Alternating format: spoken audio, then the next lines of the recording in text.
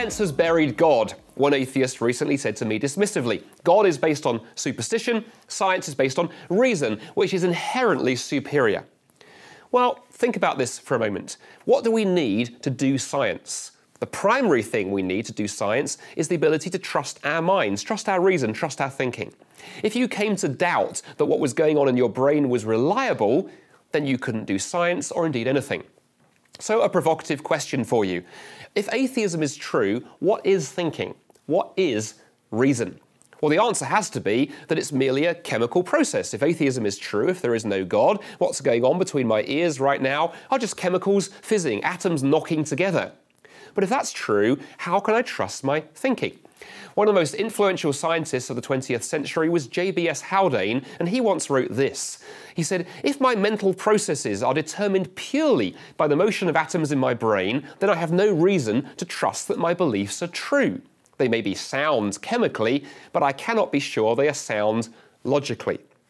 But the problem runs deeper than that. If atheism is true, then the current state of my brain is determined purely by the previous state of my brain. It's merely the long outcome of a series of purely physical, purely deterministic processes. If I line 1,000 dominoes up across the floor in front of me and I knock over the first domino and it knocks over the next and the next and the next and so forth, by the time we get to the 1,000th domino, we haven't suddenly got reason or reliability or truth. We merely have a deterministic process working out. And the same would be true of our brains. Why could we trust the thoughts that they produced? But there's one last problem.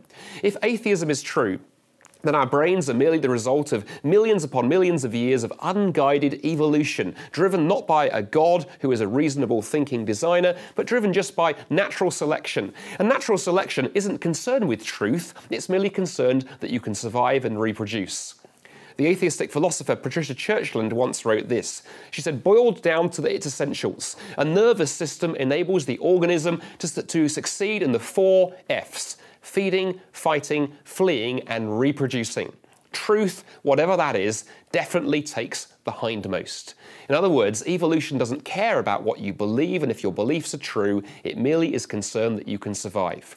Well, stack those problems up, and we reach this conclusion. If atheism is true, you have no good reason to trust your mind. In fact, if atheism is true, you have every good reason not to trust your mind and to doubt the content of your thoughts. And thus we arrive at the great irony. If you embrace atheism, yes, you lose God, but in the process you also lose humanity, lose reason, lose thinking, and lose the ability to do science in the first place.